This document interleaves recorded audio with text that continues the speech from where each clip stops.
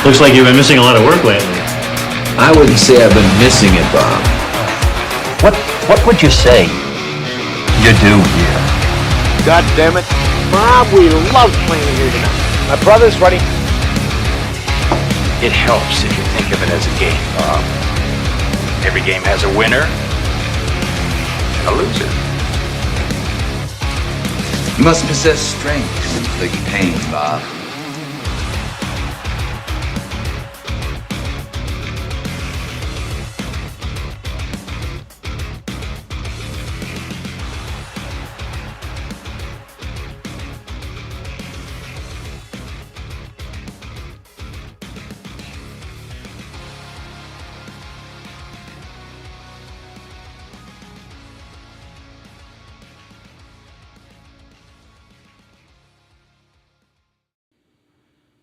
Well, we're off to a good start. I guess no timer today for our countdown, so we just did it in our heads. So 1001, 1002, 1001 Mississippi, 2 Mississippi.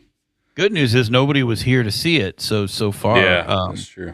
So far, we are in the clear. But anyway, welcome to episode 80 of the Two Bobs Cast. We're a rock, metal, and pop punk podcast now.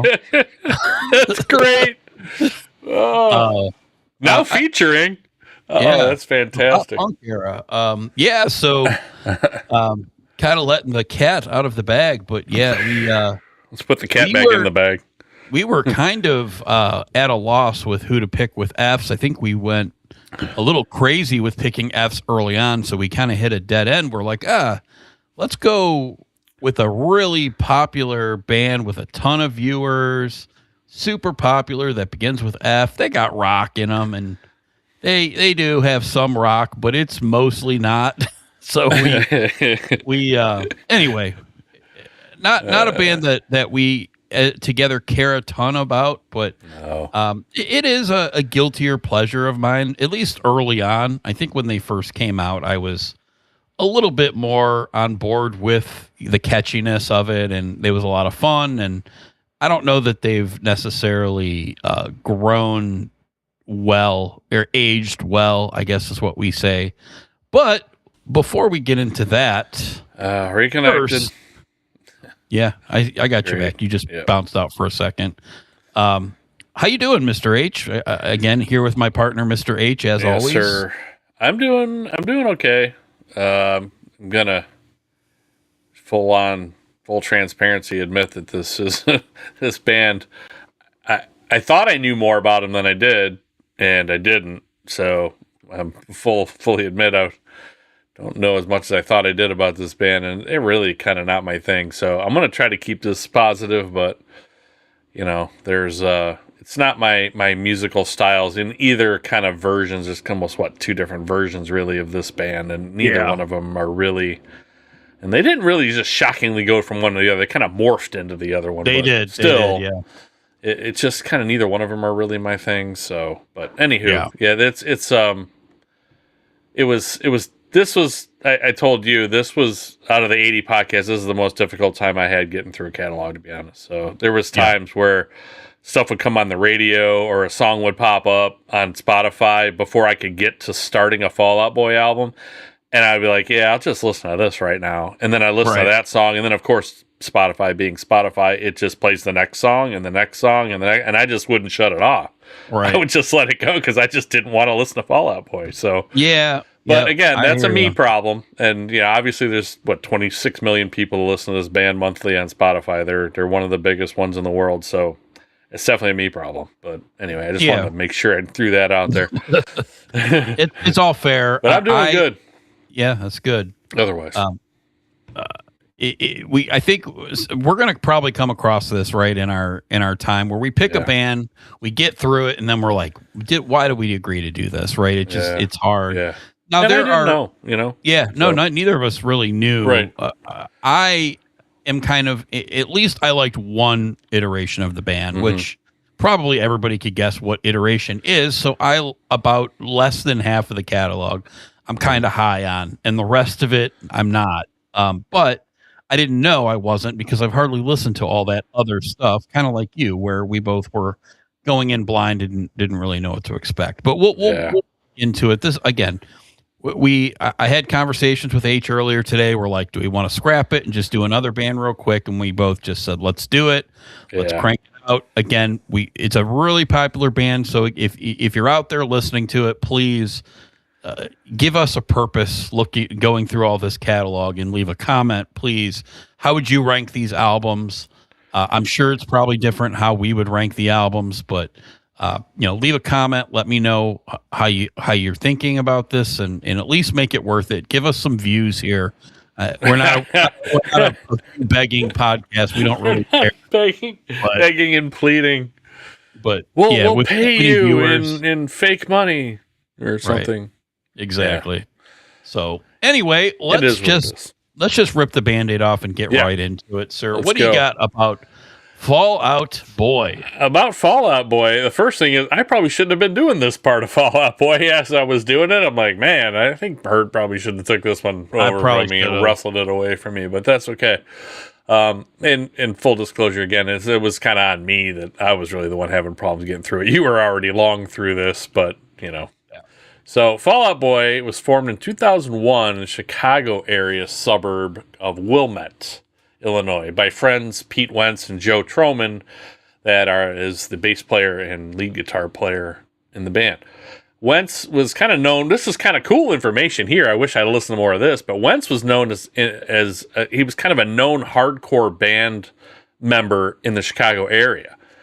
And I was like, wow, I'd like to hear what that sounded like. So, and he decided to kind of try a pop punk band that he intended to kind of be an easy kind of escapist from the hardcore scene, because he was kind of, from what I was reading, he was just kind of unhappy with the whole hardcore scene in Chicago. I mean, I don't know if they just weren't getting gigs or hardcore was just kind of down at that time, like late 90s, early 2000s. There just wasn't a lot of new, artists and probably not a lot of bands coming through to play with or whatever. So he just thought he'd like, let me start this pop punk thing because it's easy. I can still make some music and just kind of do it on the side. So at a Borders bookstore, him and guitarist buddy Troman, Joe Troman, were discussing the band Neurosis, another band that I know from back in the late 90s, kind of the new metal scene thing. And Patrick Stump overheard their conversation and interrupted them to correct their classification of the band. I don't know what was said, but I was like, what a weird kind of chance meeting. Like, it's so cool to hear these stories of how these bands came together. And a lot of bands, you can't find this type of information. So I give Fall Out Boy a lot of credit for being like upfront with all of this stuff. There's all this cool like backstory stuff from them. Like, there's way too much to even put in here. It was just an interesting read on how this band got together. So that part I did enjoy. So I was kind of glad I did this part. But they started talking music, the three of them, and after hearing about their kind of new pop punk band, Patrick Stump, who was originally a drummer, directed them to his MP3 page of acoustic covers that he played guitar and sang on. They liked it. Joe and Pete that liked it, and they wanted him to join their band and sing. The band kind of knew of drummer Andy Hurley and wanted him, but he was kind of busy with other projects at the time. But Pete Wentz had a vision of this band making him famous, and did it ever. And kind of worked hard to promote it and get demos recorded. During demo recording, the producer on the first album, Sean O'Keefe, thought Andy Hurley, who was in the studio recording for someone else, would be, and he was familiar with Andy Hurley's work, he thought that he should sit in on drums for them, for Fall Out Boy, while they're recording. So this was kind of said to be this kind of aha moment for them, and it just felt different with him playing with them. They could feel the difference, and he just kind of fit. So it's kind of weird that they wanted him, and then he was too busy, and then ended up, by a producer's suggestion, joining them anyway, and then it fit. It was like it was meant to happen. Like, it's so weird when cool stuff like that. It's cool when that stuff happens. So it worked out really well. There's your band. They've been the same the whole time. The Fall Out Boy name, too, which I did know this, came from a Simpsons character. as Joe Troman and Patrick Stump were big fans of the show, and the name that was voted on by fans, I guess they had a show by another name, and one of the people in the audience were like, "F that, you guys are Fall Out Boy," and then they kind of like had a vote, and it was just from then on it just kind of stuck. So I was like, it's still a cool story though too. Yep. Then in 2003, so that was 2001, so they didn't play out much at all, really. They just kind of wrote some songs, and it seems like they must have gotten to the studio pretty quick, because their first album came out May 6, 2003, and that was called Take This to Your Grave. There's 12 songs on here. This is produced by Sean O'Keefe, as I just mentioned. This not, again, I'm going to say it probably a couple times here. This is not really my thing. It's pop punk kind of to start with, which it seems decent for what it is, but it sounds really good. It's very nice spatial production. Like it sounds great for a first album. It's just not my style of music, but for what it is, it sounded amazing. Very, kind of decent guitar work, and in the pop punk kind of rapid strum power chord style. Everybody knows that when they hear it. They have a lot of songs. They all kind of sound the same, and they have that same kind of the different strum patterns, but a lot of the same chords in different arrangements. And kind of, to me, because I'm not a huge fan of this genre, just like all death metal bands sound the same to some people, right? Like I can't understand the lyrics. It all sounds the same. Well, in this case, it's kind of pop punk for me. It all kind of sounds the same because I'm not really a big fan of it. So I haven't listened to it enough to hear the differences and all the little differences of these different bands that I just don't listen to. But there's a bunch of them, and it seems like for what they are, they're really good at this. And it's just that these songs kind of tend to sound the same to me. So I apologize if I sound like I'm, kind of misinformed, or I don't know what I'm talking about, because I just don't listen to a lot of this type of music. I thought Fueled by Ramen is a hilarious name for a record label. By the way, I saw that. I'm like, Fueled by Ramen? That's awesome. Patrick Stump wrote most of the lyrics, and Wentz kind of would pick them apart, which led to a lot of rewrites, arguments, frustration. So eventually Wentz would just start writing all the lyrics himself. Yep. And but it was kind of funny that at first they fought about it a lot. But there's a couple times in this band where I'm like, they really went and did the exact right thing.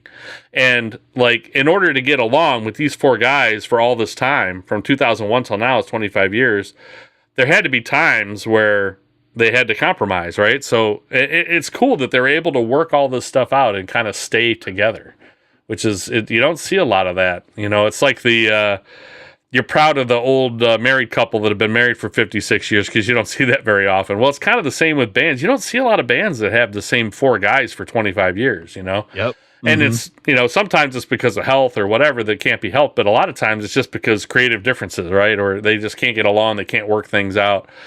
Credit to them for being able to do that. So the band also had no money or access to it, really. They were supposed to be in school much of the time, I guess, when they were recording this album. And the studio would provide them with soda. And they asked, I guess, that because they were starving and they didn't have money to eat, they said, instead of the soda, could you guys just buy peanut butter and jelly and like a loaf of bread? Which the studio agreed to do it so they could eat, because they're like, we'll drink water, just we need food, Right. So I'm like, again, it's so cool to be able to find all these little facts about them. And apparently, I don't know if I believe this one, but apparently the first car they had, the band vehicle, they would stuff all the stuff in the back. I think it was like a station wagon, but I guess there was something wrong with the engine. It didn't run on all the cylinders, and something about it couldn't get enough air in it. So they couldn't turn the vent on. They had to run it with the heat on, they said, in the summertime, even with the windows down. And they said that the moldings around the windows like melted. I'm like, I don't even know if that's possible. Really, I mean, how hot can it really get? Could you really stand it as a human being if it got like 140 degrees in there while you're driving around? Like, at some point, I'm not sure it would even be bearable. But I thought that was kind of funny too. There's all kinds of stories out there about them. Anyway, my favorites on this album are Saturday and The Pros and Cons of Breathing are my two favorite songs. Those ones kind of stuck out to me as songs that I liked when I don't really like this type of music that much. but those two kind of stood out to me. Skippers for me, Reinventing the Wheel is kind of the song I like the least. But again, it's not in a style that I don't like, but I don't hate it. Like, I just let it play. So I don't even have a lot of skippers for them throughout their albums, because, I mean, I guess maybe later I probably should have had more, but it's just, I wanted to skip a lot of it, so I didn't want to put all the songs in there. But anyway, there's on a couple of these albums, these first four anyway, I wasn't really that familiar with these, or not familiar at all with some of them, and I didn't have a lot of skippers, which is good. So it wasn't totally horrible to listen to. It was just hard to get through it after a while, because it's just not in my wheelhouse. It's not what I want to listen to. But that was the song I liked the least, was Reinventing the Wheel. I have this as kind of a B-, so I'm just ranking them for them, not compared to any. I'm not ranking them against Metallica or anything, but just ranking them for them out of their catalog and what I liked of theirs. So this I had as a B-, and I had it at number 6. So it's kind of going to sound like I'm talking out of both sides of my mouth, because I'm going to say that I don't like them, but I'm going to give them decent grades on a lot of these albums, so it kind of doesn't really fit. But based on what they do, I think it's pretty good, So again, it's good for what it is. Just not my favorite style. It does have some good songs, and the production was great, like I said. So I like that there's 2 guitars in it. Not so much in this one. They do stress that a little bit more coming up, and I think it's more Patrick playing more guitar. I don't think they really focus on having 2 guitars that much on this album, although it is there. It's not as noticeable and as good as it will be. But again, pretty repetitive for me, but it's all pretty listenable. So B-, 6 for me on Take This to Your Grave. What are your thoughts? Yeah, I'm alongside you for the most part on this one. I'm with you, and I think this band does enough later on to really separate themselves from a lot of these like pop punk bands. Where, number one, I think all of them are really good musicians. I think the drummer is insanely good. I think throughout their catalog, he stands out to me as just, he's just kind of in another level, I feel like. I really like the lyric writing that Pete Wentz does, and I know, like you mentioned, I know there was some dual lyric writing on this album. So not necessarily talking about this one, but in the next couple albums, I like, and I know you're not a huge lyric person yourself, admittedly, but I like the creativeness of their lyric writing. They do a lot of metaphoric stuff and a lot of things that I've like listened back, where like there'll be a lot of band, like one of my favorite bands, Opeth, like I'll get a music section and I'll just repeat it over and over. Like the music speaks to me. Like in this, like I'll hear a line as I'm listening to it, and then I'll rewind it and I'll just like giggle. Like that was pretty clever, like to come up with these like sayings and things like that. So just in general with Fall Out Boy, I think the drums are great. I think the lyric writing is good, and I think for what they do, I really think that Patrick Stump's vocals are pretty good. Again, I think kind of in a class of his own as a singer of this genre of music, right? So that's just kind of my general thoughts, I think, of Fall Out Boy. I give them a lot of credit for pushing the boundaries a lot for what they do, and I think they push it way too far at some point, but where they get a little too crazy. But this is kind of ground zero for them, right? Where it's very just straightforward pop punk, very emo inspired on this one. A lot of fast guitars, but like angstier vocals, some screamo sections on this one. Definitely not one of my favorites, but they have some good catchy songs. I like the 3 in a row that they do: the Dead on Arrival, Grand Theft Autumn, Where's Your Boy, and Saturday. Those 3 back to back to back are really, really good. Other than that, not a lot of standouts for me. I'm with you, not a lot of skippers, but to me after that, like it's a lot of generic pop punk for me. A lot of quick songs, a lot of 2-3 minute songs that seem to fly by, which is not a bad thing with this type of music. But, I'm with you. Like, to me, I think they're going to do a lot better, become better songwriters here. They're going to find their vocal melodies better. They're going to they're going to evolve from that pop punk style to something different. So I'm with you here. This is number 6 for me, probably about a C+ for me. More just not the style that I like. I'm with you. The production is actually pretty good. Gets really, I mean, they're a well-produced, sometimes overproduced band. Coming down the list here, but right for a first album, just it really does sound really well, and I applaud them for that. And obviously after this, they took off like no other. So, but I'm with you. Number 6 on this one for me, and about a C+ for Take This to Your Grave. Take that to your grave. I agree with you on the lyrics. I noticed a few times too where I was like, wow. And I wish I would have wrote more of them down now that we're talking about it. Because I just would I'd kind of smile. I'm like, that was pretty good, actually. You know, like just as I was listening along. So you're totally right about that. The only thing I wish they would do, please work on your song titles, man. Please. Oh, yeah. Please. Gets a little, early who's on, naming the songs? Oh, my God. Like the first song in the first album, tell that Mick he just made my list of things to do today. What?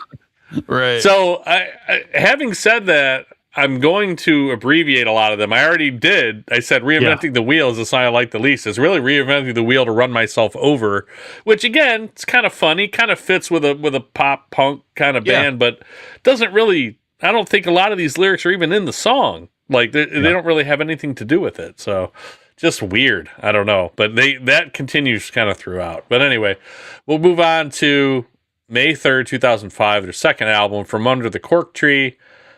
That is the one behind you, behind your head.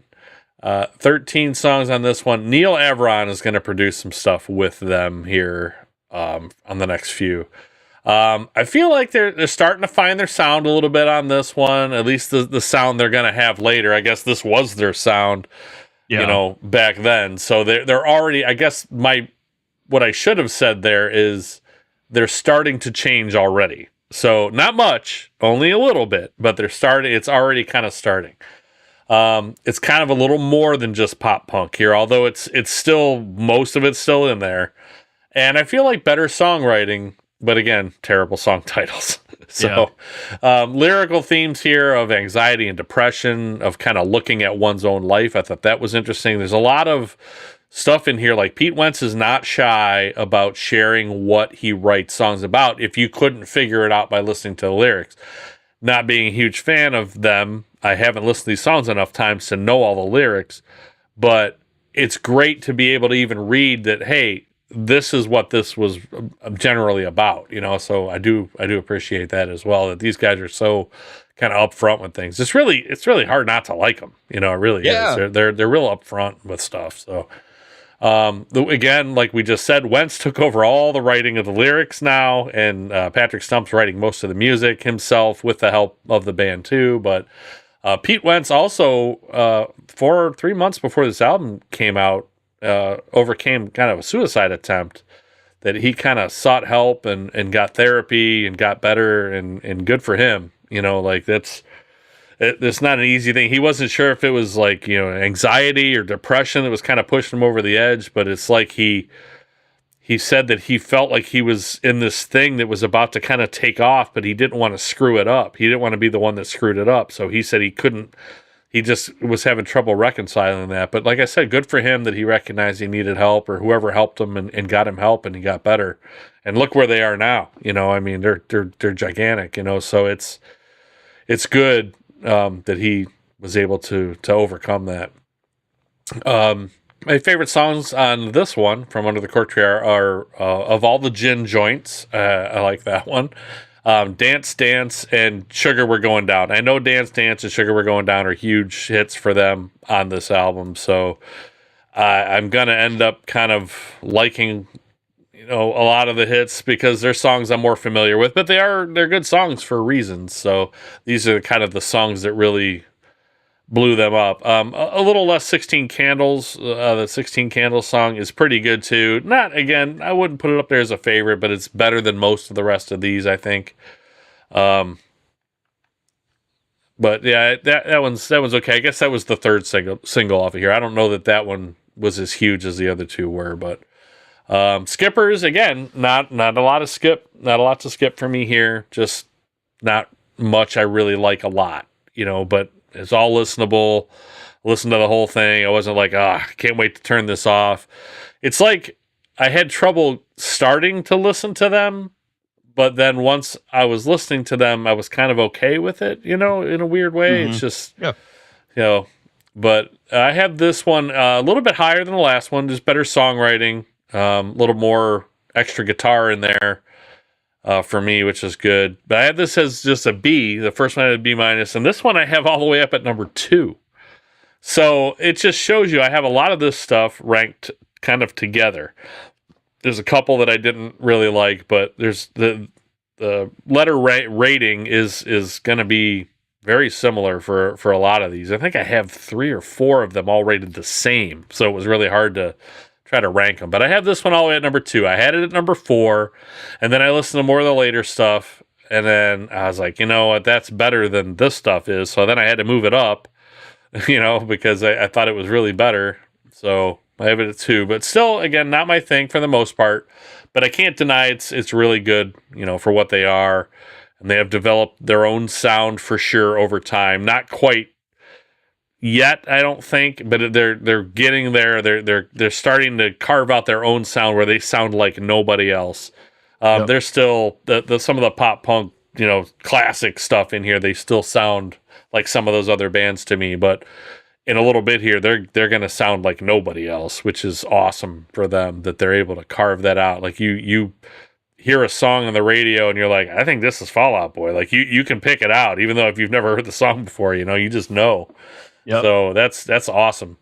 But again, I don't mind it. It just doesn't grab me a lot of times. This album, there's a couple songs, but the rest of them don't grab me. But again, these song titles. It's funny. The 2 shortest ones are the big hits, and then all the other ones, I'd like to know what Ada Van Halen means though, because like 7 Minutes in Heaven, the 7th song, it says in parentheses Ada Van Halen, and just because obviously I love Van Halen, I just wonder what that means because I don't know, and I never really found it in here. So if anybody knows, please let me know because I'm dying to know what that means. So.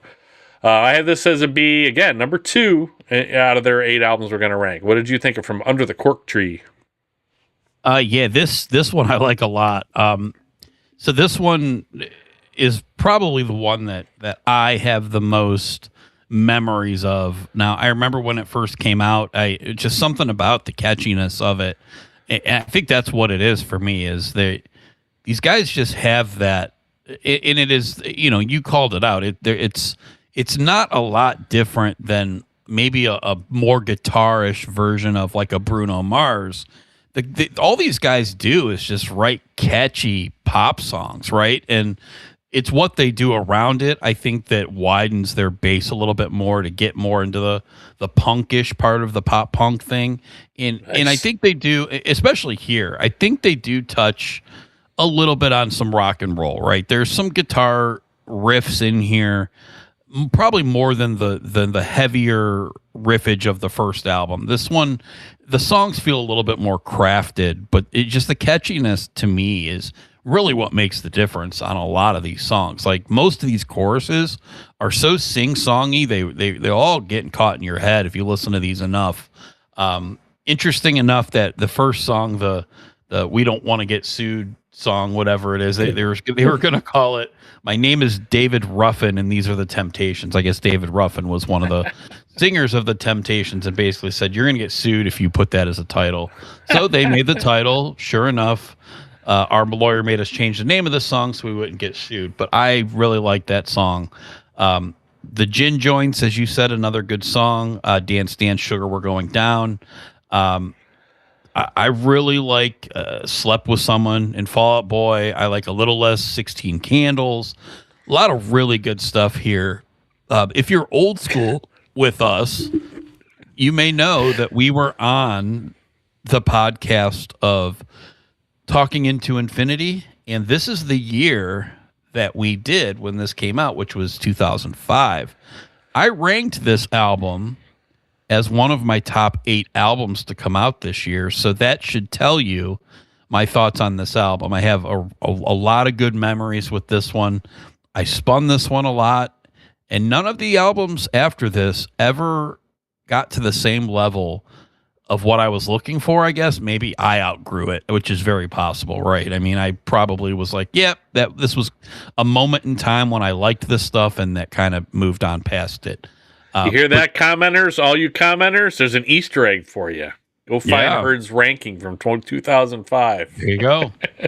All the commenters, they're not here. But this, to me, is head and shoulders the best, in my opinion, for what they do.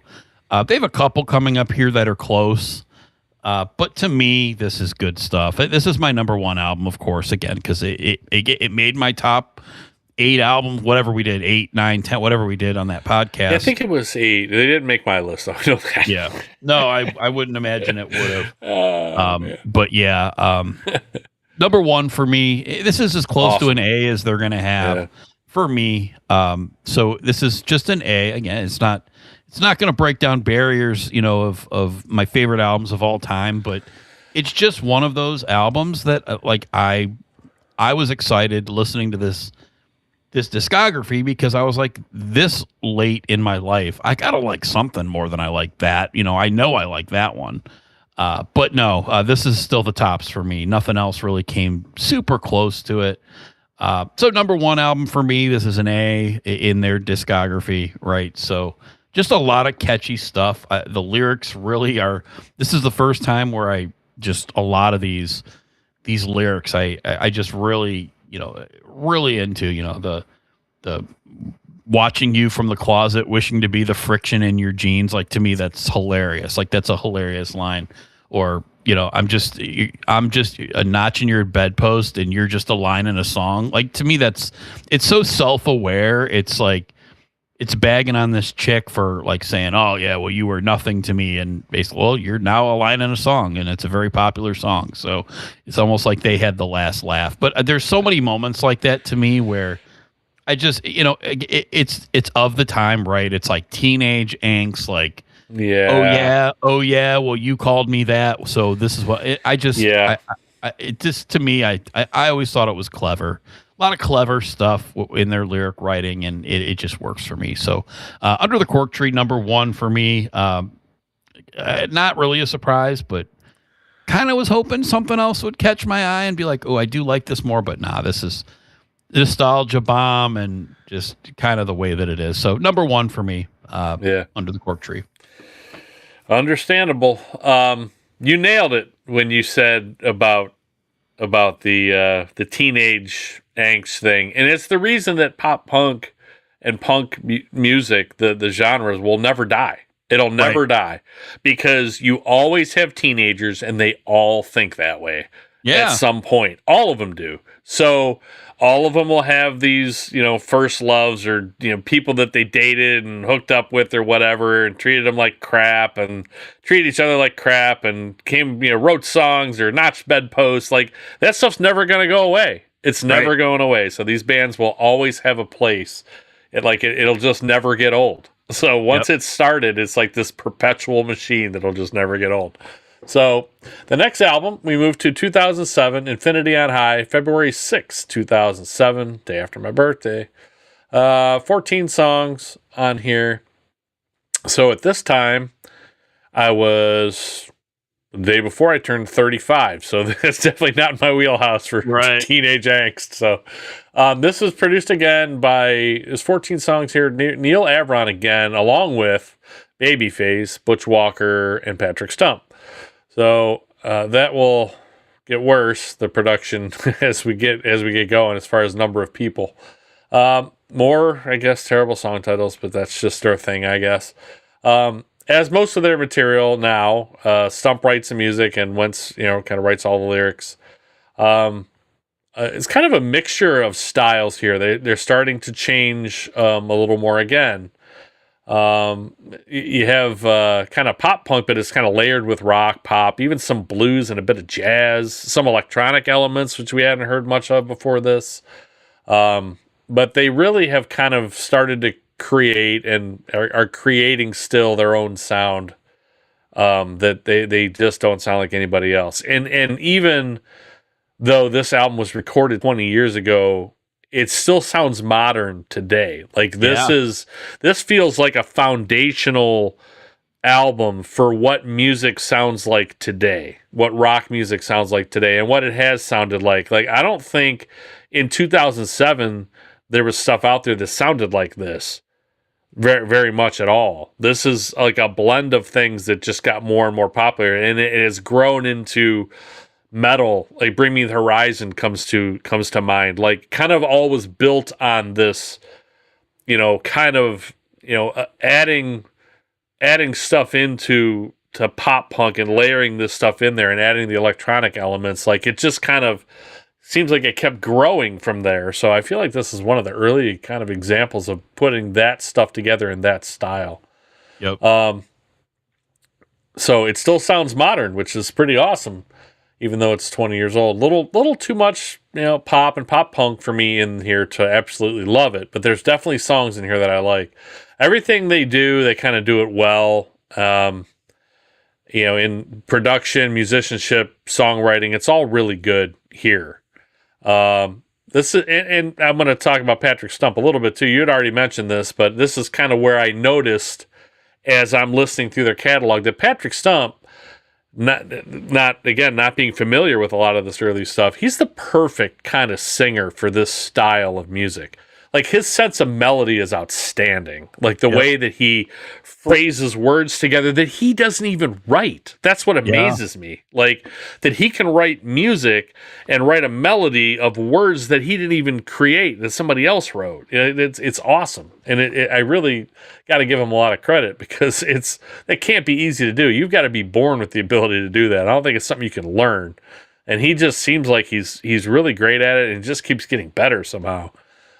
This album debuted at number 1 for them on Billboard 200. I think it's the first time. Again, it's kind of starts with the last album, like you said. They have their pop punk, and like you said, I love how you told me that, or you said that they built around it. Like, they have this core thing, and they built this kind of thing around it, to make it bigger, and I was like, that was such a cool way to put that. But yeah, he's a perfect kind of centerpiece for singing. It just fits with this music. My favorites are Thriller, not the Michael Jackson one, but Thriller. The Takeover. Again, I'm abbreviating some of these song titles. Thriller is just Thriller, and it does feature Jay-Z on it, but I do like his little part in there, and it's really kind of, sometimes that doesn't work, but it seems like a lot of times these guests that they bring in really work for them. So, but again, I think it's because the way that they write music, they can kind of fit anything in. They can write anything around what other people do well. So they're real good like that. The Hum Hallelujah, again, this isn't like the style that I like at all, but this is especially good song with really great guitar work. I really did like that song a lot, and that's not a song I've ever heard before listening to this album this time. So I was like, man, that's pretty good. And the thanks for the memories. Thanks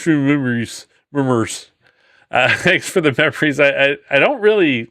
It's not my favorite song of theirs. I know that one's super popular, but for me, that one's. It's not a skipper by any means, but it's just I was like, it's not as.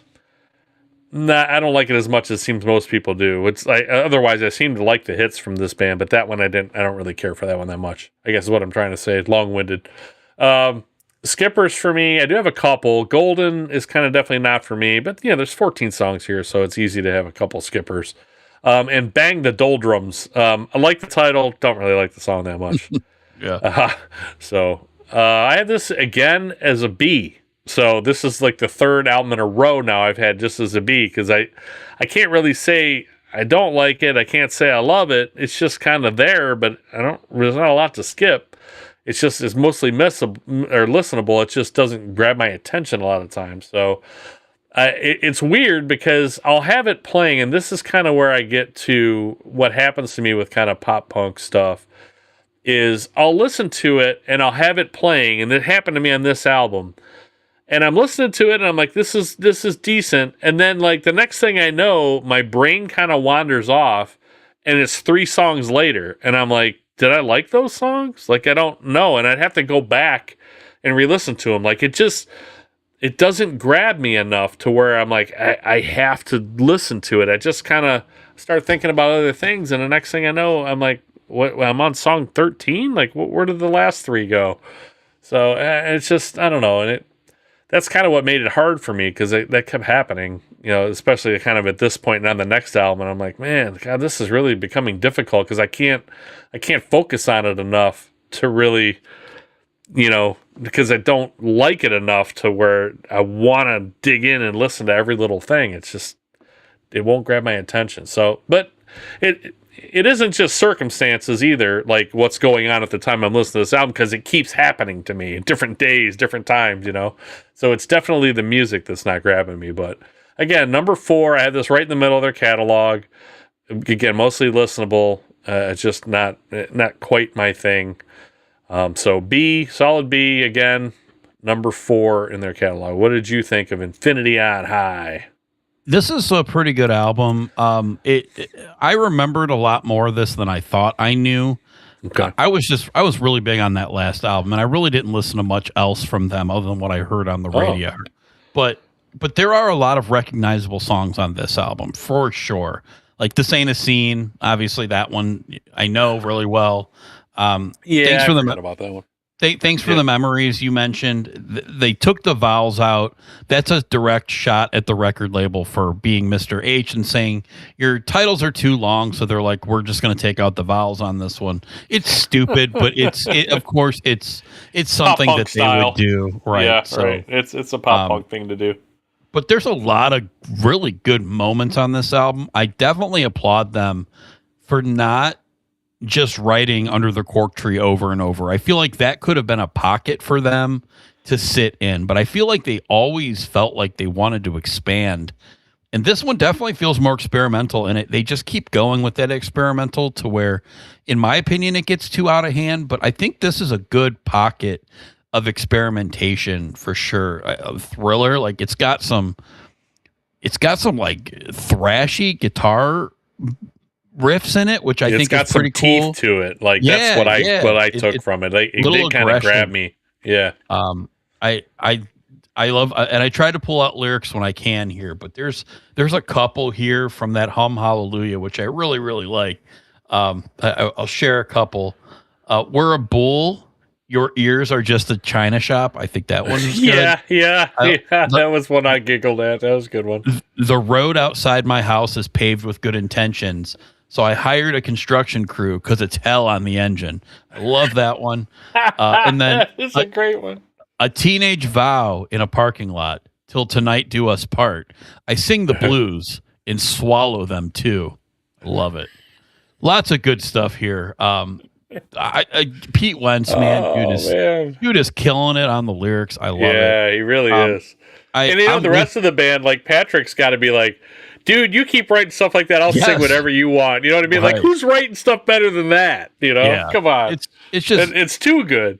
It is. It's it makes you want to listen to the lyrics. It makes you like, kind of. And again, because it's not like, oh, that guitar solo, I got to listen to it again. It's, what did he just say? And I feel like I had to go back and listen to it again. Not a lot of guitar solos to go back and listen to. No, honestly, not for this band. No. So The Takeover, This Ain't a Scene, Hum Hallelujah, Carpal Tunnel of Love, I think was great. Fame Infamy, I really like that one too. The slower ones, like Golden, you mentioned, kind of buzzkill for me. Don't really like that one. But overall, it's a pretty solid album. This is my number 3 in the ranking. B, again, it's a lot of B stuff, just like you. I feel like a lot of their stuff is in that B range, especially the next couple, I think, are all pretty much in the same area for me. But yeah, this is solid stuff. I give them a lot of credit for just expanding on the experimentation, but not getting too, like, they're still in their pocket. Like, this album sold a ton. Like, this made them like mega stars. So, much credit to them. This sounds great. Like you said, it's like an extravaganza, on a CD. It sounds great. It's an event. So yeah, big credit to them. Number 3 for me, Infinity on High. All right, on to 2008. So we're just 1 year away. December 10th, 2008, Folie à Deux. It means madness of two. 13 songs on this one.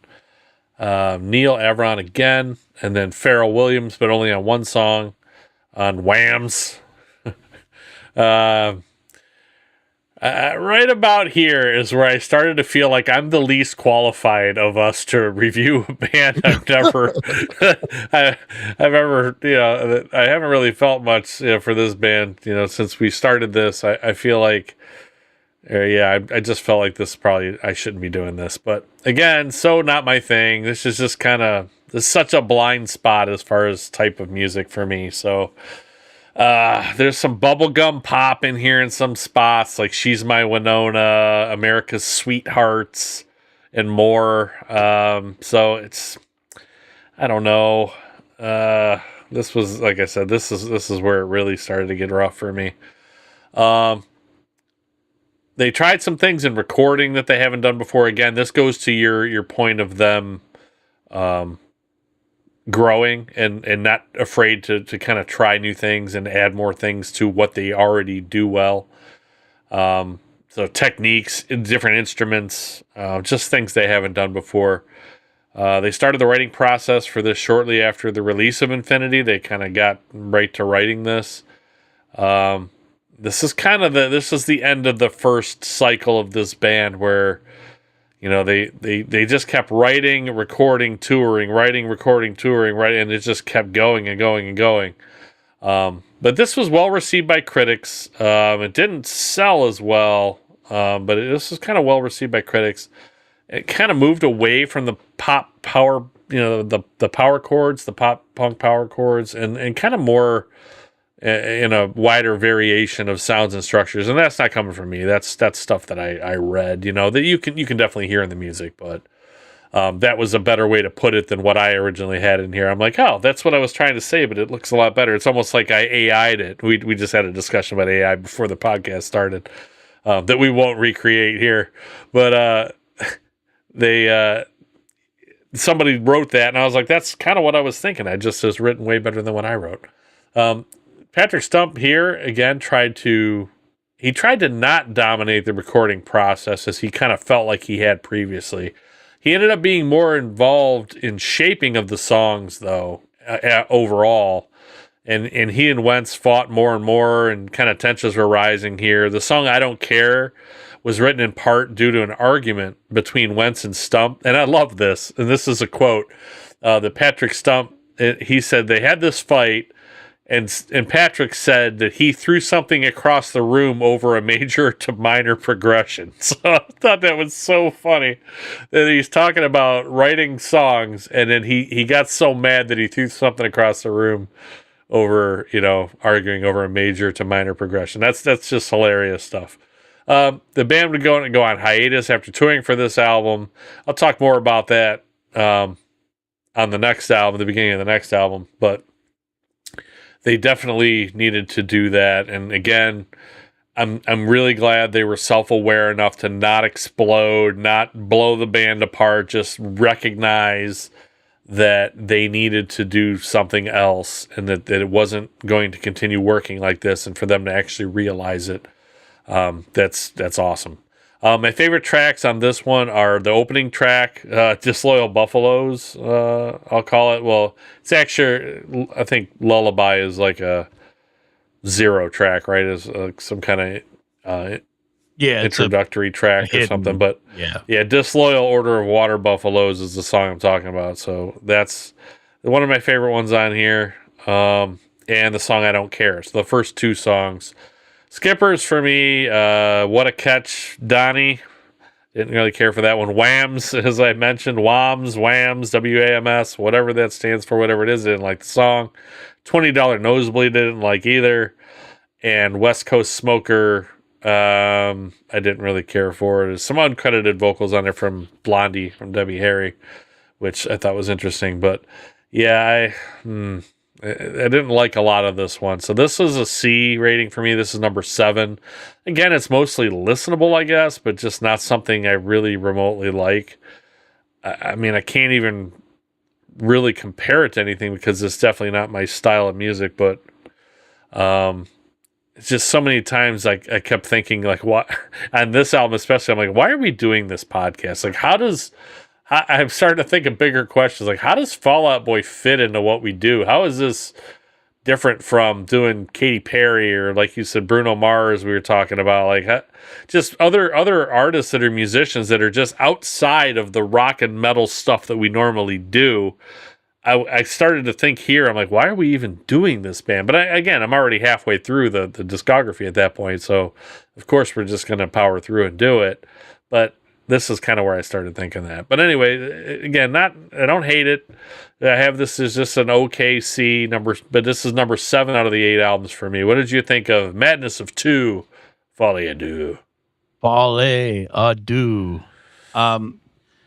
Look, when this first came out, I didn't get it at all. I did enjoy it a little bit more listening to it these past couple weeks.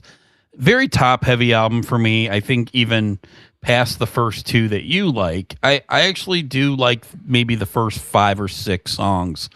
After that, though, it really does drop off for me. It feels like not a full album here. I don't know. I agree with you. I think once we get to the end of this album, it just kind of goes off the rails for me. So to me, it's a like a half pretty good album, half I don't really understand what's going on. The Water Buffaloes, I don't care. It's great. Like the energy they have on it, the Patrick Stump and his vocal delivery is like as good as it's ever been. She's My Winona is great. American Sweethearts is really catchy. Cooperstown is really good too. And then the Shipped Gold Standard. Those to me are all bang, bang, bang, bang. Where I was like, wow, this is a better album than I thought. But then after that, to me, it hit a cliff, and I just couldn't really get into too much more after that. So again, they just kept trying to grow, but I feel like they went a little too far with this one. And again, it's from looking at different people, giving, I guess it's a well-loved album over time for the band, but to me, I feel like it hits and then it misses. So it's in the middle of the pack for me. I have it number 5. I have it just a little bit better than their first album, but it's still like a C+ to me, just not my favorite. I do have a couple that I like way less than this one and the first one. Looks like you only have one that you like worse. So I'm interested to see what that is. But Folie à Deux, when it hits, it's good, but it just happens to be like side 1, right? It's like, I think that's a lyric of one of their first songs. This is side 1, turn me over. It's like, I'll just stay on side 1 of this one. I'm good with that. So Folie à Deux, number 5, and a C+.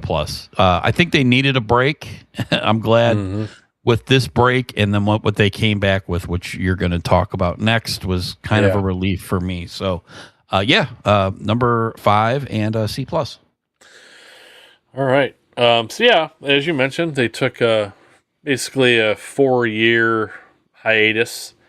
So the Save Rock and Roll comes out April 12th, 2013. There's 11 songs on here.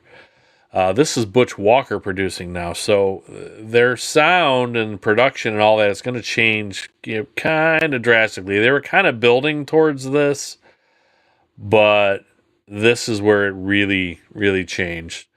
This is where, like, Patrick Stump, like, this is a dude who I feel like he just kind of gets it, like he can sense the feelings. There's so many examples of him being empathetic with his band members and knowing, like, he's the reason, like, they're all exhausted. They're all kind of at each other. They all know it.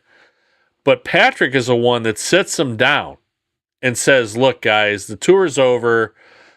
We can't continue like this. We're all kind of coming apart here. And he's like, let's just take some time off. Let's not decide on how much time. Let's just take some time off, take some time apart, and they all realize that he was right. And they all, like, he just has a sense of the band and the pulse of the band. Like, it's so invaluable. I mean, can you imagine if, like, Axl Rose is like, guys, We just need to sit down. Like, it's laughable. It Right, makes you no way. laugh. Like, there's no way in hell that's going to happen, right?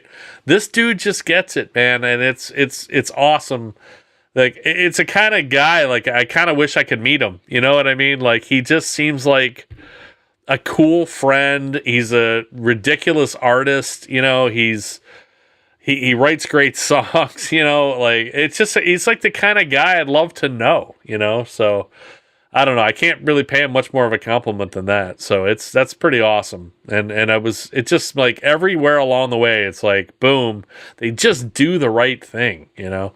So, and I got another example of that, you know, later on. So, just great stuff from him. So, after 4 years of kind of working on other things, you mentioned Mr. Hurley and his drumness and how good a drummer he is. He actually did the Damn Things, I think, with Scott Ian, and he did a metal band. Like, this dude can play anything, right? So he is really good, as you mentioned. And that's a testament to that. So, and that was something I did like a little bit. So, and I knew that he was in that band. I think Joe Troman was also in that one. I think. Yes, I think he played guitar in there too. Yep. So yeah, I was like, cool, you know. So this album, this is kind of where I got into Fall Out Boy at all. Right? They were always on my periphery. Like I kept hearing about this Fall Out Boy band, but I knew what they were, and I knew it wasn't something I really liked. So I never went out of my way to listen to it. So going back and listening to the previous 4 albums that I had never listened to in their entirety before, I did know some of those songs that I had heard on the radio. I just didn't know it was them or whatever that and that I like now, and I liked probably then, but just wasn't enough for me to ever try to get into them. But on this one, my buddy Rob was like, hey, I don't know if you've heard this Fall Out Boy album, but it's really good. And I'm like, what? I'm like, who are you? You know, Fall Out Boy, really? You don't like that?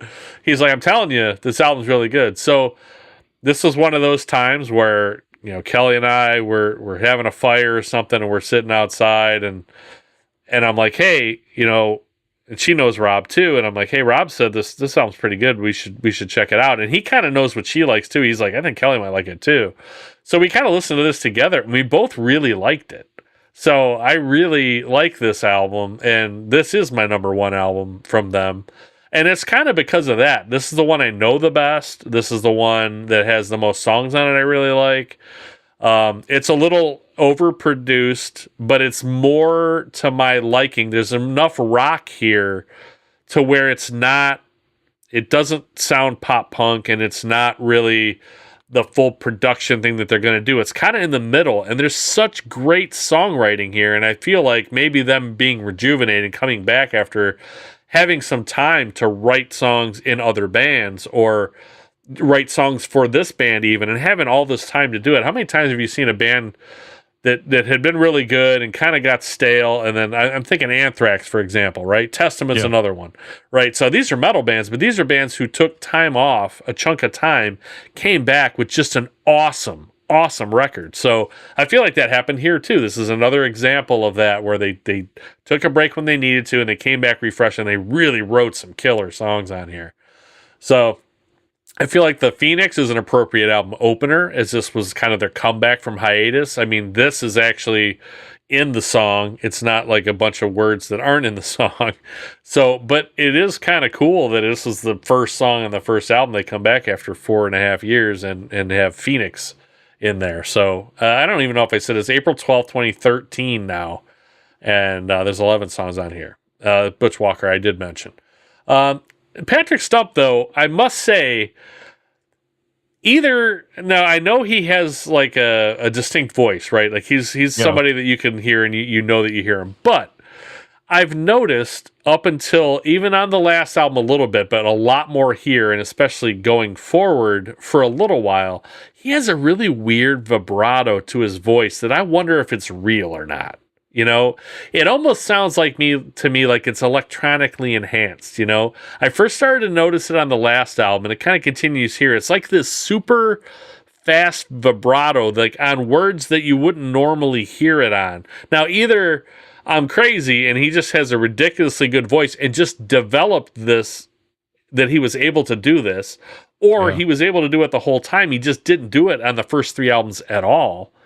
or there's some electronic enhancement with it. So I'm not sure what, but it's like it wasn't there for 3 albums, and then it kind of was there a little bit, and then boom, it's all over this album, all over the place. And I'm like, I don't know if he's just changing the way he sings.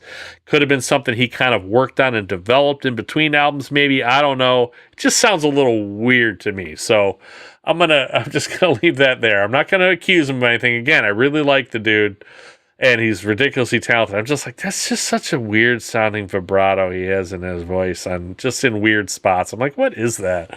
So again, the album was recorded. This was cool too that I didn't know. The album was recorded mostly in secret, and the reason for that was partially to keep the tabloids that kind of plagued them in the past away. This is kind of what exhausted them. Like Pete Wentz became this giant star, and again, it's just his looks, I guess. Like I don't know what about him as a bass player made him such just this huge tabloid star. Did he marry Ashley Simpson, I think? But again, this was after Ashley Simpson was huge. She wasn't huge anymore, right? So I don't know what made him such a huge star, but they followed him around relentlessly. So, and he really kind of struggled to kind of keep that at bay. I mean, yeah, sometimes it works for them. Sometimes they like it and they want to be in the spotlight or whatever, but it can't be good for anybody to be in that all the time. It's got to wear on you. So it's cool that they tried to keep this kind of quiet. But the second reason, again, which is really cool, was to allow members to back out of it if they wanted to, without expectation. This was still largely experimental for them. They got back together, they're like, let's do this, but they just weren't sure. Like Joe Troman was like, hey, if it's going to be like it was before, I don't want to do this. Like, I want to be able to write more songs. And Patrick Stump says, good. You need to write more songs. You need to write more of this stuff. I welcome that. So like he pressed the button to allow this to open up for him too. Like he's able to just do the right thing with every person. That's what I said. This is another example of him just being able to just know what the right thing is to do. And the right thing is to let him be more creative. Let him get his kind of voice and his guitar out there more. And that's part of the reason I really like this album. There's a lot of great guitar work in here, right? By him and Joe Troman. So I just love that he's like, hey, I don't need to write all the songs. Go ahead. Like, let's do this, And that's just the perfect response to that.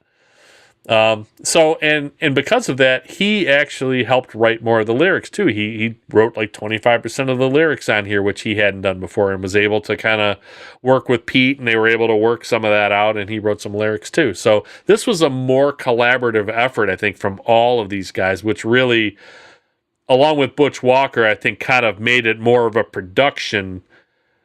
They also all contributed more to this one than I think they have in any other album. So, and I feel like that really shows through. My favorites on here are the Phoenix. As I mentioned, I really like that one. I love My Songs Know What You Did in the Dark, Light 'Em Up. I love that song. And it's catchy, it's cheesy, it's overplayed. People hate it now. I still like it. I can't help it. It's just like you said, guilty pleasure. Like that's one of them for me. I just love that song. It's just, we even talked about it. Like we have this joke, Kelly and I, is that our oldest, Ben, he said that he was in school, I think, when this came out, or like probably middle school-ish. But anyway, he's like, all of him and his friends, they would all call it the chicken and ham song, because you can't really understand what's said at the beginning. It sounds like they're saying ham, chicken, ham. And if you listen to it, like, that's all I hear now. So we call this the ham, chicken, ham song, So it's just funny. It kind of got into this place in our lives, and like, we'll never forget it, So it's pretty cool. It's cool to connect with something like that that you're not even that huge a fan of. So just one yesterday I like a lot on here, and The Mighty Fall I like a lot as well. There's no skippers on here. This is B+, A- for me. This is the best they get for me. This is number one. It's the best they have to offer. It has enough rock in it that I can enjoy it with my wife, and she likes it and I like it. We both like it kind of equally. We listen to it often. It doesn't quite hold up as much for me today, though. I don't like it as much now as I did then, but it's still easily the best one for me out of their album discography. Again, it almost kind of felt like maybe a phase I went through, but there's just undeniably great songwriting and catchy ass songs on here all over the place. So I could have named more as favorites, but those are the four that I like the most. What did you think of Save Rock and Roll? Yeah, this is a good album for sure. I remember when it first came out, I was skeptical but was interested. Like, I wanted to see. I've heard all these stories that you were talking about, like all these interviews, or they were just kind of like, yeah, we're ready, let's do this. And I was not disappointed. A lot of people were. Yeah, I can see that though. But like for me, it was, I don't, it was more, they were geared in, like they were zeroed in with what they wanted to do. And I think they hit it. Also, I thought it was really cool when this came out. They did like a short film with they made a video for every song on this album, and then they strode them together into one mini movie where I guess they showed it all together at a theater or something like that. They called it the Young Blood Chronicles is what they called it. So they basically did 11 videos and all music videos, and then we play them all together. It's some kind of cohesive thing. So I think that's pretty cool too. But yeah, I was really impressed by the album. I like the sound of it, well produced. I like Butch Walker, so the fact that he's involved with the band more was cool. I like a lot of his stuff that he does. He writes a lot of songs for people that you wouldn't even know it was him. Yeah. But all really, really good. Our buddy Brian S. that always listens to this, he texted me. He is one of his favorite bands, Fall Out Boy. He really wanted to be here, but his sister-in-law is having a baby tonight. So congratulations to him for that. But also, this is his favorite Fall Out Boy album as well. So he wanted me to definitely say that. So he's agreeing with you on that, H. He's into Fall Out Boy that much, huh? Oh yeah, he loves pop punk. That's his thing. I don't know why I didn't know that. Interesting. Yeah. So his favorite band is Green Day, but I'm just Fall Out Boy is of course one I knew that. I was kind of hoping he would be on here. Yeah. He said he's like, it sucks. It's one of my favorite bands, and I can't be on. Yeah. But, we talked about doing Green Day with him too, which is they are the Mount Rushmore. Three of them anyway. They are the Mount Rushmore of pop punk. Like they are the number one example of how it can work in a great way, and that's one I actually like. Yeah. So, but yeah, I was gonna say that earlier when you were in the middle of talking about Fall Out Boy, and I'm like, you know what?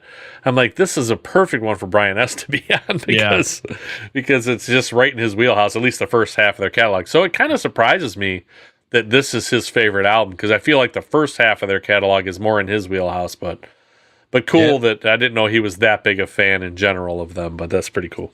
Yeah, he said Save Rock and Roll is their best album by far, one of the best albums of the 20 teens for him. So again, great. I agree. Great album. Phoenix is great.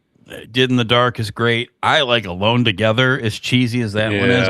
I love the drums on it. Like they have this almost electronic, like it sounds like Nine Inch Nails drums to me, which I think is interesting.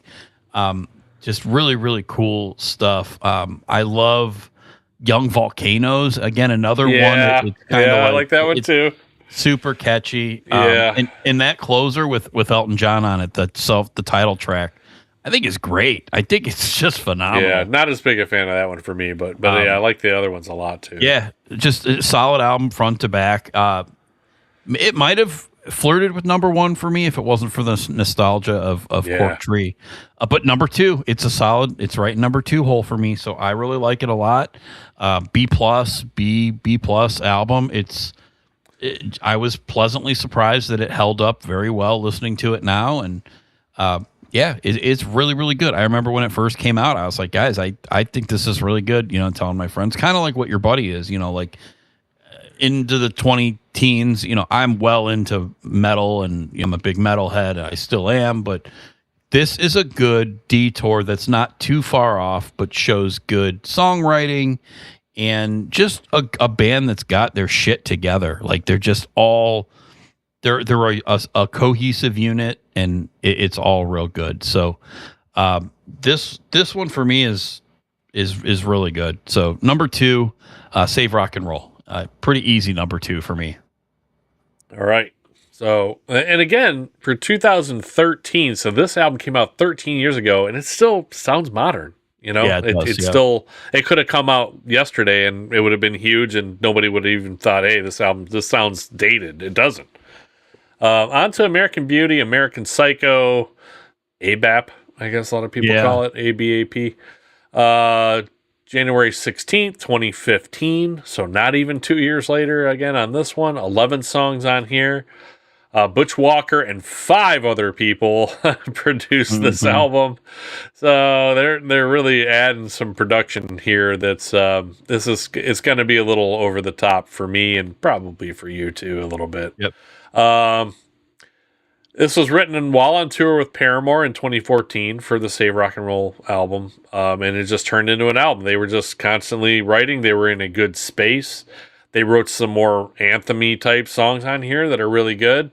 This is kind of, a genre hopping kind of pop record. It's been described. Lots of different musical elements and production here. But still some catchy ass songs. So that's what it kind of keeps it up near the top for me, is it still has catchy ass songs on it. The last album and this one, kind of are their peak of their songwriting, I believe, as kind of they came back rejuvenated, put out 2 kind of really big albums of catchy, well-written songs that pretty much everybody in the group had a say in, which is awesome. And I feel like this is their best work, kind of their apex of songwriting. There's just some, even though the songs, some of them are overproduced, and they're not like my style, but they're irresistible. I can't not listen to them. Like I can't get them out of my head. Like Irresistible, for example, like the first song, that like brilliant horn melody is so catchy. Like once I hear that, it's days later, I'm still whistling them stupid horns, man. Like I can't get away from it. It's just, they really did some great stuff with that as far as the songwriting goes. All the extra production kind of turns me off a bit, and it drowns out the band's players too much. Like you mentioned, they're all great musicians. Well, I don't know how many times I say it on these podcasts. When there's this much production, why cover up all that great musicianship? Why? Right. I don't understand it. And it gets worse after this one, unfortunately. Lyrically, kind of a more narrow perspective from Pete Wentz, kind of more focusing on his personal life, he said, than more broader themes he had on Save Rock and Roll. But again, some of that was Patrick Stump too. I think Wentz wrote more of the lyrics on this one, although it still says all of them, which is, like I said, it kind of makes it better that it's all of them. But I think he still wrote most of the lyrics. Again, my favorites here are Irresistible. Again, that brilliant horn melody is awesome.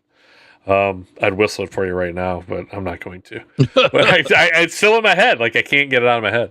And then Centuries, again, that was another huge hit for them. It's another undeniably catchy song. I don't like the title track, American Beauty, American Psycho, even though it samples Too Fast for Love for Motley Crue. Like, Nikki Sixx even has his name was right there as a writer.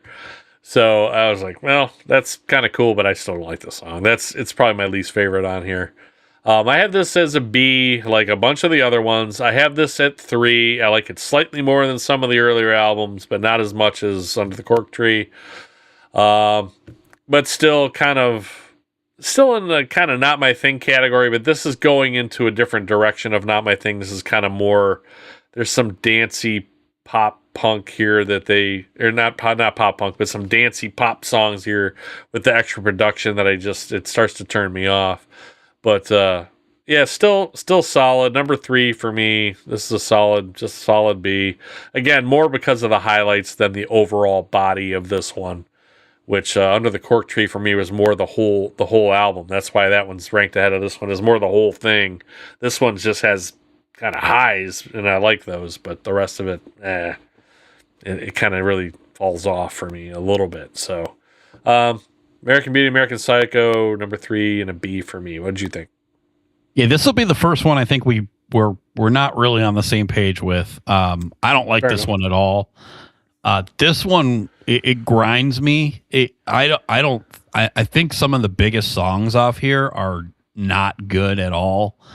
To me, I do like Irresistible, but not much else. To be honest, You know, like Centuries, Uma Thurman. You know, it's got the Monsters theme, which is kind of cool. But those songs drive me nuts. okay, Immortals What about is 'em? another one. I don't know. okay. Centuries, I don't know. Uma Thurman is like worse for me. Now I do like the monster sound in it, but just the whole that part is cool. But the lyrics on it, like to me, it's the lyrics. I get you. Like I've said from the beginning, like this band is clever with lyrics. This is not like I don't know what happened here, but if you look at the lyrics to these songs, it's real generic. It's real like. I don't know. Like, it's not fair for me. It would be like talking out both sides of my mouth to say that their early stuff with how clever and funny and biographical that these lyrics are. This doesn't feel like that. It feels more anthemy and more generic. And it to me like Centuries. You hear that at all these sports events now and all the stuff. time. And Uma Thurman to me is just the lyrics are dumb. Like it's flat out dumb. Bury me till I confess. I don't know. So this I like one, a lot of songs with dumb lyrics. So yeah. I'm not and again, surprised. that's fair. Yeah. And Yeah, I'm not Immortals, surprised. Immortals is I've heard that one a lot. That was my son really liked that movie, that Big Hero 6 movie. We watched it a million times. So yeah, this one fell flat for me.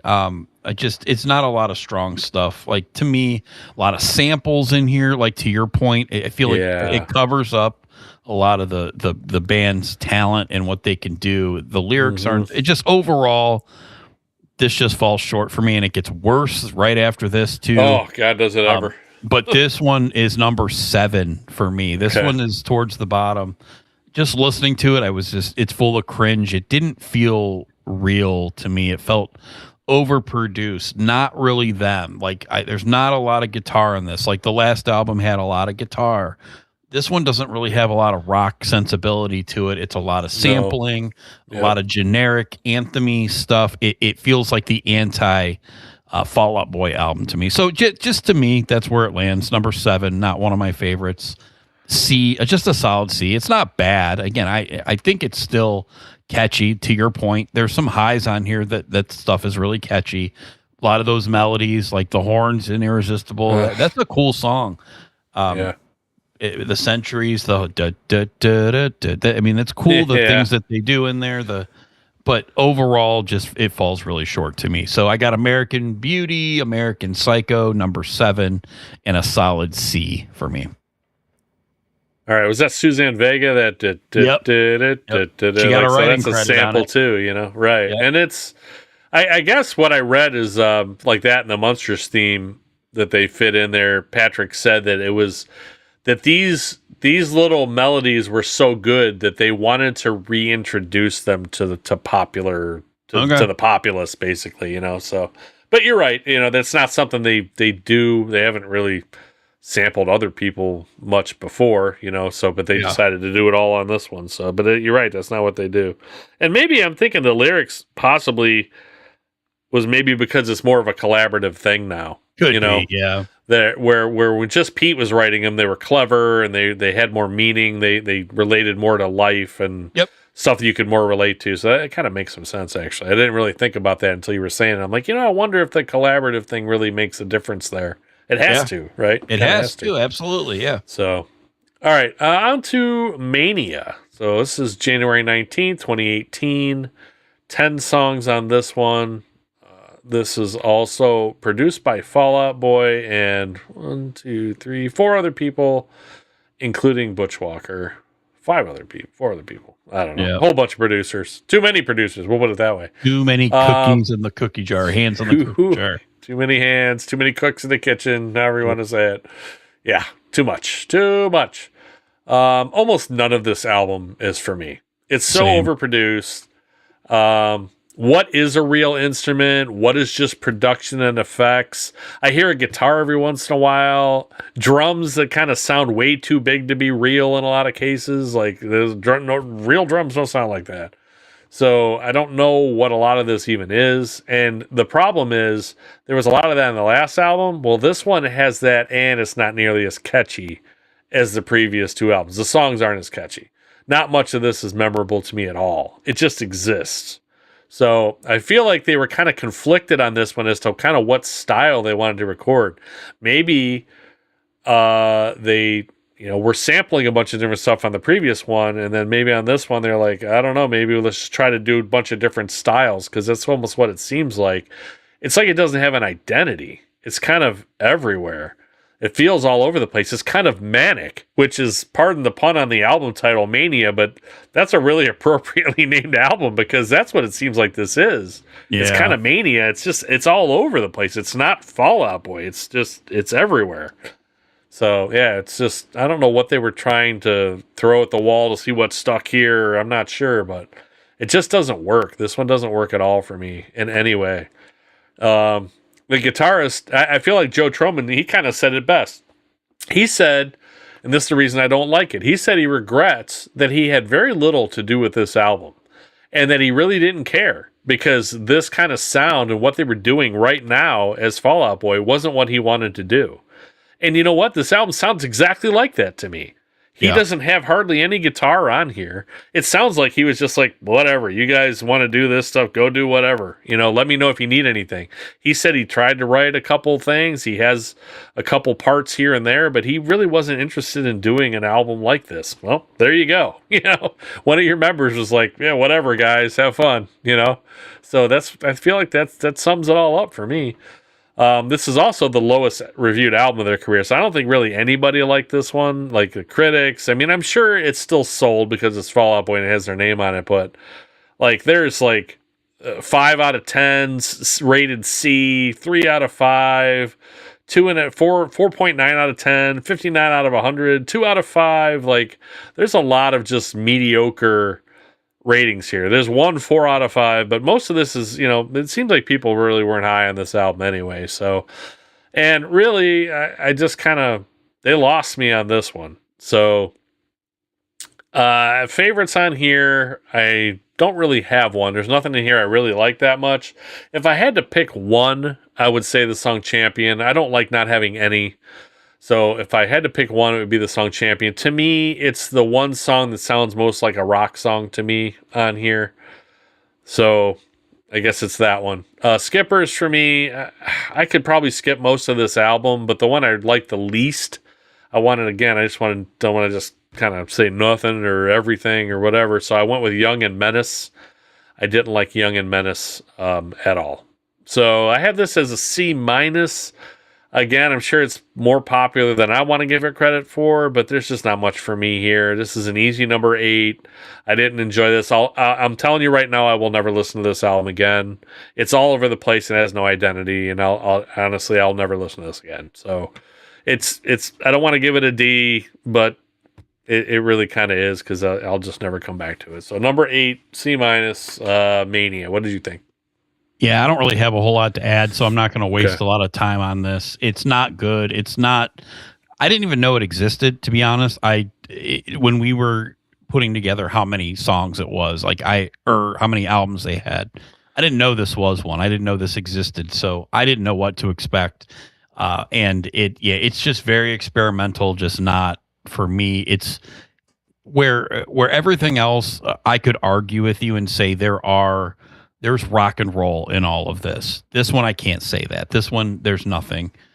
This is all pop. This could have been done by anybody. It has Patrick Stump's voice on it, but other than that, to me, it's unrecognizable in any way.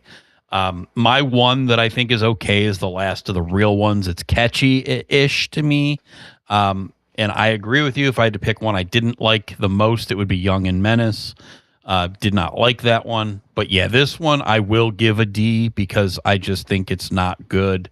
I don't think they were true to themselves. The last one, I didn't think they were, but this one, they just completely went off the rails. So number 8, easy number 8, like it wasn't even a thought, and it's a D plus. Like I think the ones that I've given C's to, it would be a displeasure to them to not give this a D, because at least those are rock records with lots of pop and punk sensibilities to it. This is all pop, electronica.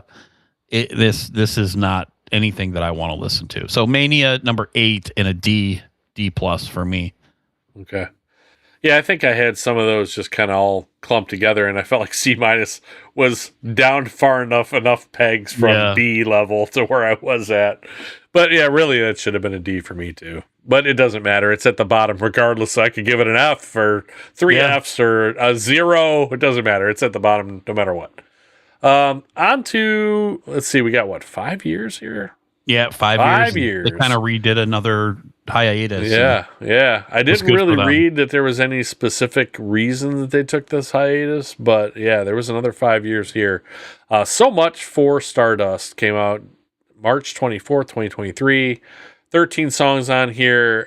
They brought back Neil Avron, just one producer, which, that's good. Yep. Bring him back to hopefully find some identity again. I wrote in here before I even started listening to it. Right away, at least, it has much less production and more instrumentation, and it doesn't sound like electronic dance pop record like Mania did in a lot of cases. I was so out after Mania that I don't think I've ever listened to this album until now. I don't remember listening to any of these songs. I don't even remember hearing the singles, to be honest with you. So I was like, this album felt totally new and fresh to me, like it just came out yesterday. And so it was an interesting listen as far as this one goes. I almost didn't know kind of where to rank this. I kind of had it up and down and back up and then back down again. I'm not sure really where to put it because I'm just so unfamiliar with it. Hold Me Like a Grudge, so he's channeling his inner Michael Jackson, I guess, there. Not their best song, but I just wanted to mention there is a decent guitar in there, though. There's a decent guitar riff in there. So, and I'm always going to call that out after an album like Mania that has no guitar riffs in it. Again, it's some rock here, but also a little bit more dance pop stuff, like What a Time to Believe, or What a Time to Be Alive, I meant is kind of a dance poppy kind of song that kind of going back to the Mania there. I don't know. Not a huge fan of that one. It's really my only skipper on here, but there is a little bit of that still on here. What a Time to Be Alive. Okay. My favorites on here are Love from the Other Side. Heaven, Iowa is a really good song. Again, not kind of in my wheelhouse, but it's a really, really good song. Really well-crafted song. I Am My Own Muse, I liked too. Pink Seashell was weird. At first I saw Ethan Hawke. I'm like, Ethan Hawke's a musician? Like, the actor? Like, I've never heard of him in anything. Well, then it turns out it's just like a spoken word thing. So I had this whole comment in here. I'm like, really, the actor? And then I listened to it. I'm like, oh, he's just acting. He's just talking. So, yeah. But, yeah, that's only a minute long. It's just kind of an in-between song there. But I had just a one skipper, What a Time to Be Alive. I have this one again as a B, but I kind of have it below all the other Bs. This is the bottom B for me. I have the first album at B-, and then I have this one kind of a little bit above it. Definitely more in my style than the kind of Uber-produced ABAP. But I'm not feeling the songs grabbing me, that much on first listen, kind of like that one did. Like that one in particular. Like I liked Irresistible, I liked Centuries, I liked a few of those songs right away. And this one, none of those kind of hit me like that. None of these songs. But there's definitely, I think, more here for me to like. So I don't know that I'll listen to this anymore. But if I were to come back and try to give Fall Out Boy more listens of stuff that I found that I kind of liked, but I don't know very well, it would be this album. So if I'm going to come back, so this one kind of has potential to maybe go up a couple spots for me and pass up a couple of those other ones if I come back to it and I like it a little bit more. It definitely has some intrigue to it for me. So, but I have this as a B, and again, number 5 is kind of middle of the catalog, along with all the other B albums that I had for them. What did you think of So Much for Stardust? Yeah, this one I think is helped that it's after Mania and it was kind of a comeback for them. Yeah. And this is the only time I've ever seen them in concert. I just saw them a couple years ago at Blossom, and the only reason I went was number one, my son and my wife wanted to go. But Bring Me the Horizon opened for them to me. But again, that shows how big this band is. Yeah. A band on top of their game. Bring Me the Horizon headlined a day of Sonic Temple. So that's how big they are. They opened for Fall Out Boy, who is just bigger, right, in every way. That was very unenjoyable. There was way too many people there. I did not have a good time. I did not enjoy Fall Out Boy at all, but I think it was more the situation more than anything. So it was a shit show. Otherwise, though, the album itself, it did have some good stuff for me. Love from the Other Side is great. To me, it went back to the creative lyrics again. Just, the chorus. I just about snapped, don't look back. Every lover's got a little dagger in their hand. Like, to me, that's the lyrics I want to hear from them. Like, different metaphors and things like that. It back to their roots here. Back to guitar. I mean, there's a lot of other instrumentation here, but it's a lot of guitar again. Yeah, that's what I want to hear. That's what I want to hear from them. Heaven, Iowa, a cool song. Like that one too. So much. The title track, the last song. I'm pretty positive My Pain Isn't Cool Enough. To me, that one stuck out. I thought that was pretty cool. Heartbreak Feels So Good. Just a lot of good, solid tracks here. And I think, again, it benefits from being right after Mania, right? To me, this is a much, much better album. Such a contrast. It sounds so much more like them than Mania. You almost can't help it to like it a lot more, Yep. They kind of went back to basics here. Yeah. And I think that it really worked out well for them. Once again, they made the right decision, right? Like, they keep making right decisions. Like, it's great. It's pretty awesome.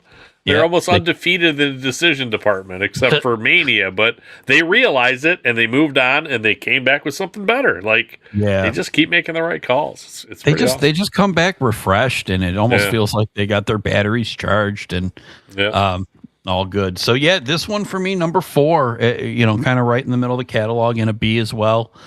Has room to grow. I don't know that it will grow too much for me. I do like the cover they had on the deluxe edition of this.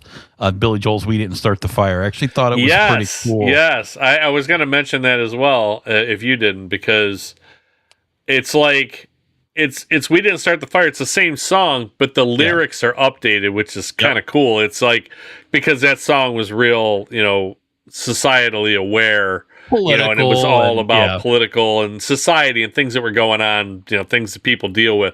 Well, it was the same, but they upgraded it to 2023, which is pretty cool, So, definitely they added, they changed everything. They did, like Harry Potter and instead of Richard Nixon, and they did Robert Downey Jr., Iron Man. I remember hearing all the different. So it was cool. LeBron James, they talk all kinds of stuff in there, right? So I can't remember what that type of song is called. It's like it's not a list, or I can't remember. It's a type of song it's just lyrics that aren't like written as like a story. It's just things. It's regurgitated things. I don't know. It's got a name. I have to look it up. It's gonna kill me, but. It's just called a list song, I think is what it's called. Is it a list song? Okay, it's something like that, but it's like a list song / patter song. It looks like there's a few patter song, list song, chronological right the history. First time. Yeah. So anyway, very cool cover, but that's I think a good place to leave this off now. Again, and it just. It kind of gives them a little bit of hope for the future. If our last one was Mania, I think I would just feel kind of down about this band. But because they came back with this new one, and I seen a lot of the songs live, I think it went pretty well.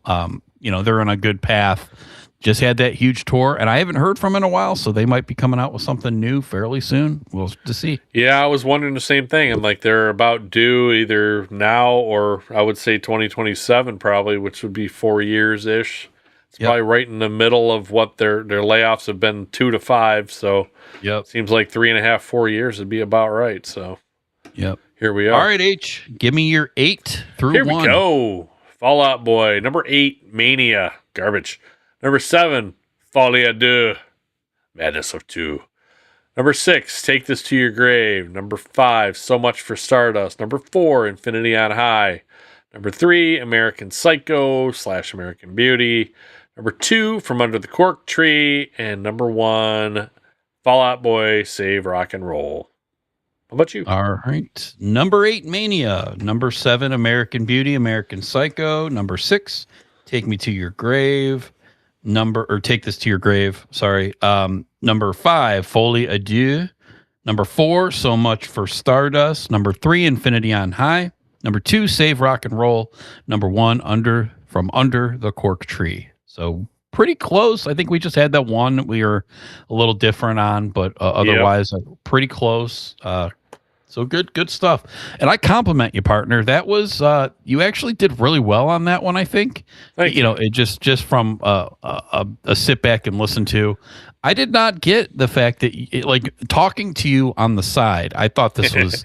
I was kind of dreading this one, but you stayed you stayed really positive. I mean, I feel like I got a fair take on the band, right? Like what I didn't like or what you didn't like, I feel like it was like it made sense, right? Like I feel like we're not just hating on the band, and I don't think that a Fall Out Boy fan listening to this, I don't think would be too upset because I think we were fair. I think we tried to call out the things that they were really good at, their strong suit, why they're so popular, right? I mean, you have to acknowledge why so many people love this band, but also acknowledge that we are metalheads, right? We want the guitars, and sometimes it's really hard to find it in some of these things. But again, these guys are talented.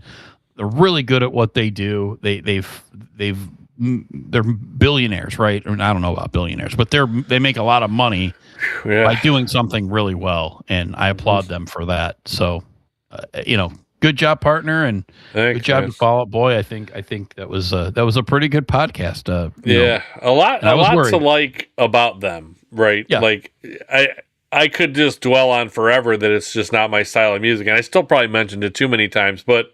I mean, what fun is that if I'm just going to say that over and over again, So I tried to find, stuff in there I liked. I tried to find little nuggets I thought were interesting. I did like the lyrics. I like the decisions they make as a band. Like, there's a lot to like with Fall Out Boy. They're not like they're not annoying and in your face all the time. They're not, they're out there. They're popular. They don't abuse it. They seem like solid people. Like there's, I mean, how much can you really dislike them? Just because I don't particularly love the style of music they play, but everything about them, there's nothing to not like. So absolutely, pretty good stuff. So I just wish I was into it more. I'm just not. Everybody's tastes are different. So that's right.